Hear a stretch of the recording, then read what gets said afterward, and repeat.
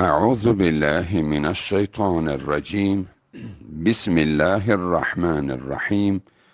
الحمد لله رب العالمين، والصلاة والسلام على نبينا محمد وعلى آله وأصحابه أجمعين. أما بعد.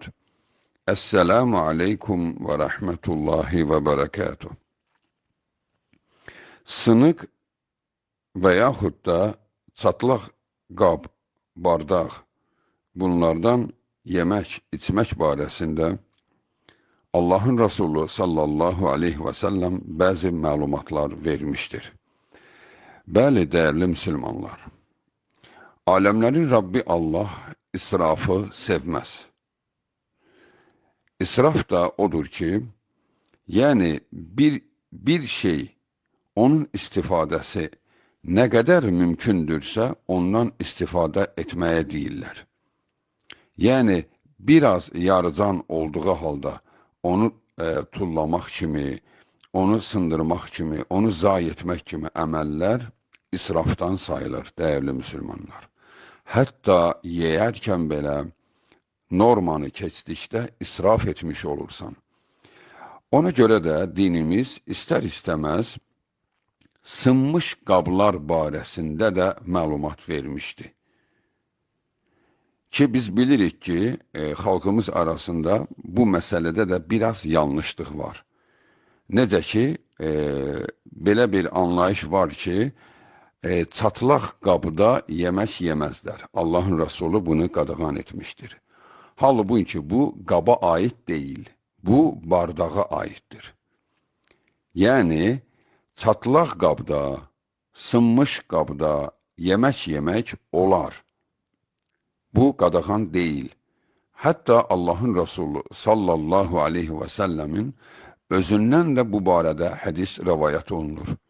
Ki, İmam Buxari səhih sənədi ilə Ənəs bin Məlik radiyallahu anhudan rəvayət eləyir ki, bir gün Allahın Resulü sallallahu aleyhi və səlləm anamız Aişənin evində idi.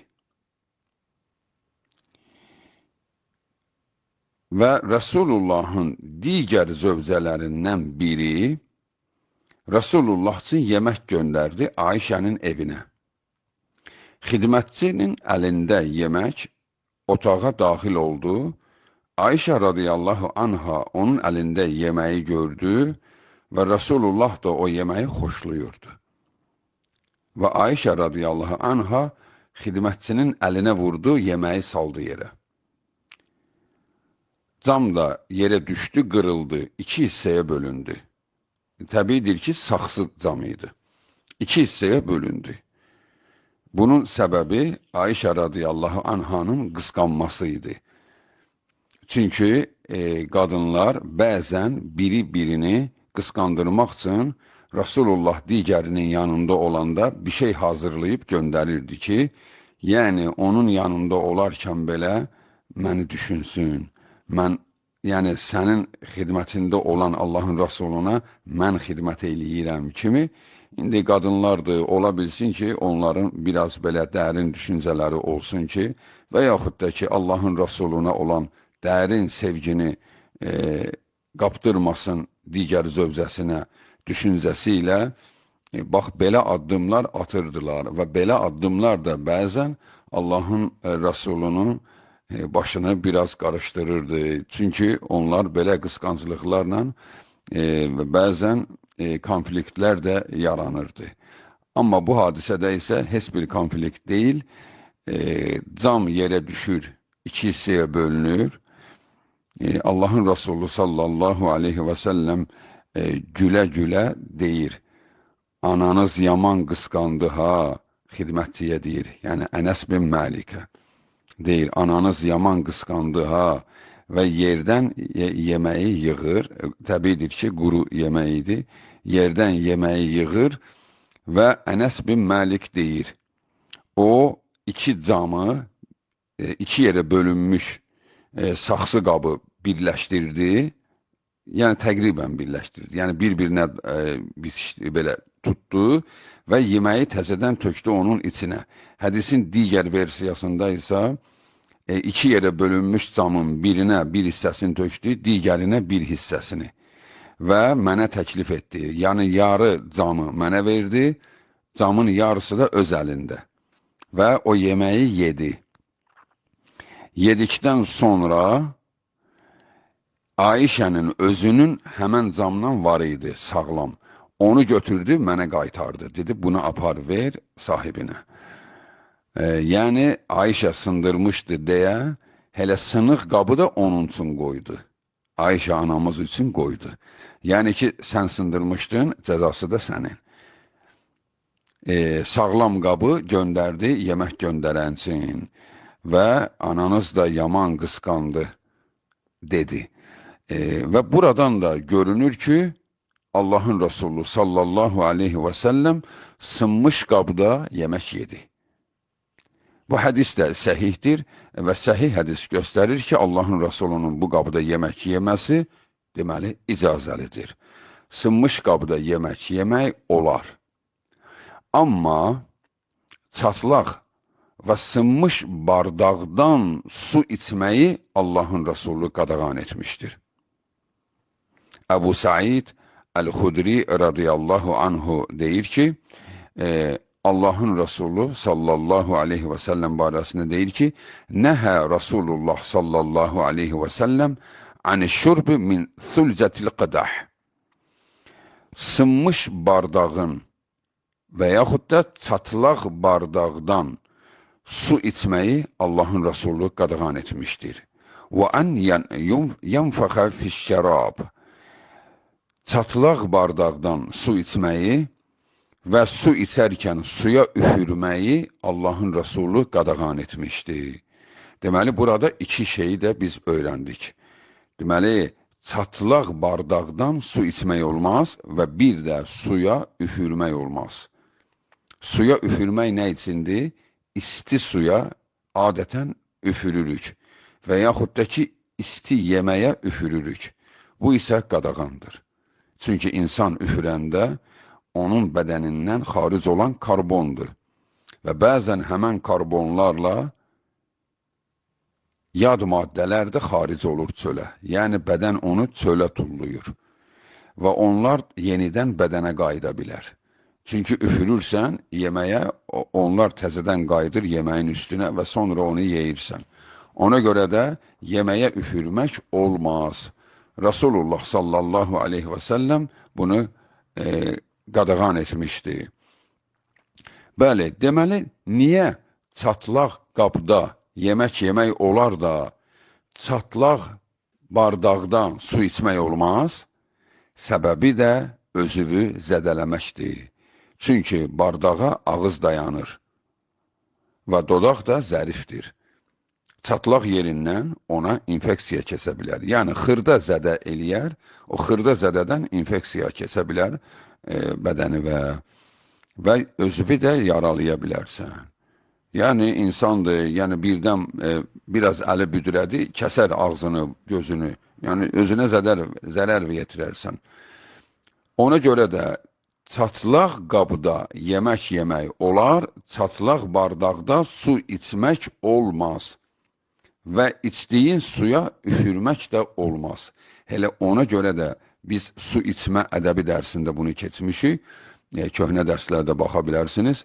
Yəni, ona görə də suyu içərkən Allahın Resulü sallallahu aleyhi və səlləm 3 dəfəyə içərdi. Yəni, 3 nəfəsə, 3 qurtuma yox ha, 3 dəfəyə. Yəni, bir dəfə bir neçə qurtum içər, sonra ağzını çəkərdi bardaqdan. Nəfəs alardı. Yəni, bardağın içinə nəfəs almazdı. Bu qadağandır. Bardağın içinə nəfəs almazlar. Çünki öz bədənindəki karbonu yenidən suya qaytarırsan və təzədən onu içirsən. Yəni, ağzıvı bardaqdan ayırırsan, bir nəfəs aldın, ikinci dəfə yenə də bir neçə qurtum içdin, yenə də bir nəfəs aldın, üçüncü dəfə də tamamlayırsan. Beləliklə, həm suyu aram ilə içmiş olursan ki, suyun rütubəti ciyəri sakitləşdirir, yoxsa bir nəfəsə içsən, o ciyəri rahatlaşdırmayacaq. Mədən suyla dolacaq, amma bədəninin susuzluğu yatmayacaq. Səbəbi odur ki, ciyər lazımı qədər rütubəti çəkməyib özünə. O çünki suyun rütubəti onu sakitləşdirir. Və ona görə də həm aram ilə içmiş olursan, həm də ki, nəfəsivi suya qaytarmış olmursan.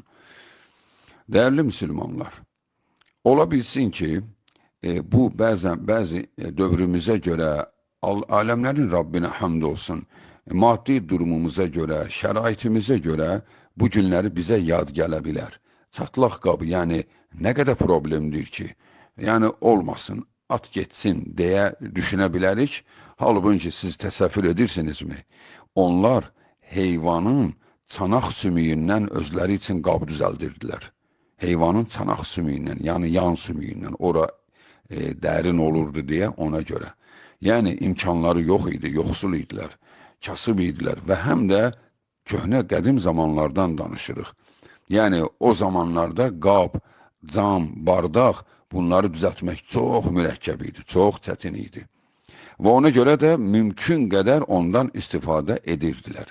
Amma bir şey zərərlidirsə, baxın, 2 yerə bölünmüş qabı götürüb onda yemək yeyən Allahın Rəsulu, bardaqda biraz çat olsa ondan istifadə etməzdi.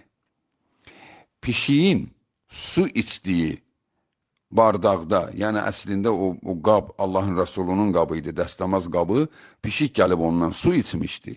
Allahın Rəsulu sallallahu aleyhi və səlləm həmən su ilə dəstəmaz alır və deyir, pişik əhl-i beytdəndir, yəni ailə üzvündəndir, ailədə evin içini fırlananlardandır. Yəni, bunun zərəri yoxdur. Yeganə heyvandır ki, məscidə girməsinə də icazə verilmişdi. Baxın, onu daha suyu belə atmadılar. Çünki israfdan qaçırdılar. İsraf olmaz. Yoxsa buna xırda bir şey düşdü, onu atmaq kimi yeməyi atırlar, tulluyurlar, nədir, nə bilim, toz hiss etdi burada. Yəni, bu qədər də həssas olmaq xəstəlikdir. Lazım deyil. Düzdür, zərərli bir şey düşübsə, o başqa, o yeyilməz. Yoxsa vasvasılıq etmək, yəni yeməyi zay etmək isə olmaz. Qablar da belə. Sən istifadə etmirsənsə, sənin zənginsən, vəziyyətin yaxşıdırsa, o zaman o qabları hökmən axtar, ehtiyacı olan birisini tap, ver ona. Qoy istifadə etsin. Bu da ayıb deyildir. Yəni, əks tərəfçində bunu almaq da ayıb deyildir. Sənin durumun nədirsə, gerçəkçi olmaq lazımdır. Durumuna görə yaşa. Yoxsa, xeyr, mən onu götürə bilmənəm, mən kimdənsə nəsə almıram, güya ki bu, yəni ac susuz qalır, heç kəsdən heçini almır. Bu doğru düşüncə deyil, bu qurur deyil, bu təkəbbürdür. Qurur başqadır, təkəbbür başqadır.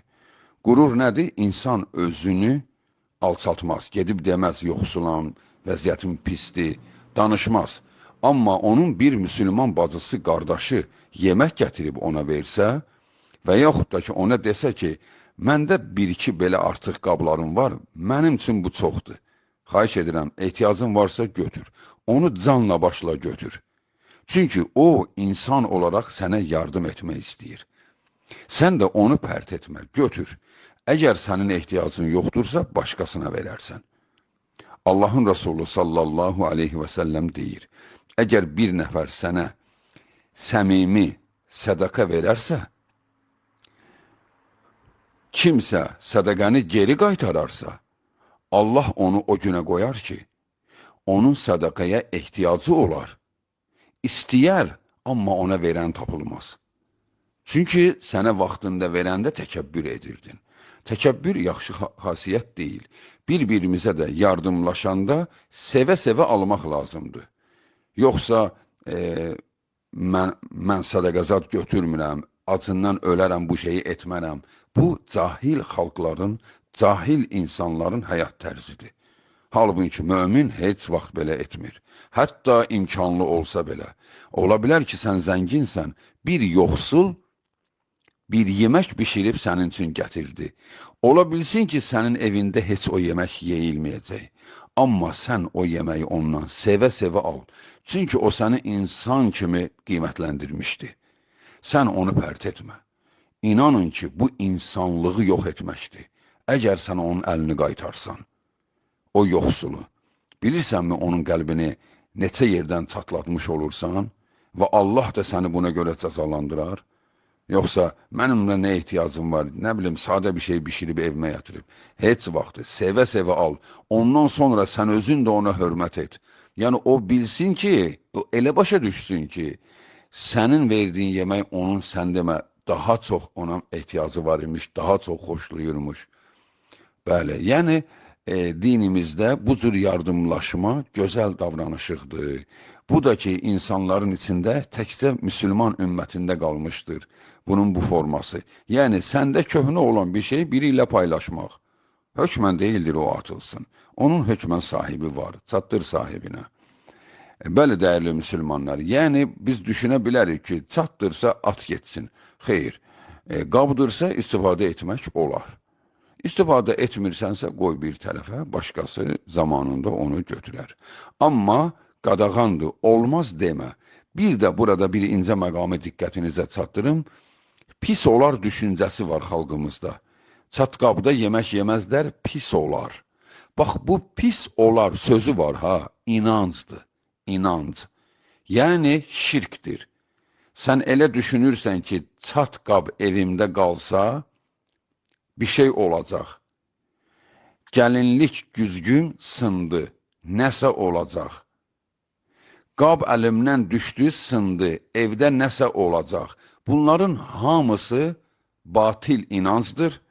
Bunlara etiqad edənlər tövbə etsinlər, istiğfar etsinlər.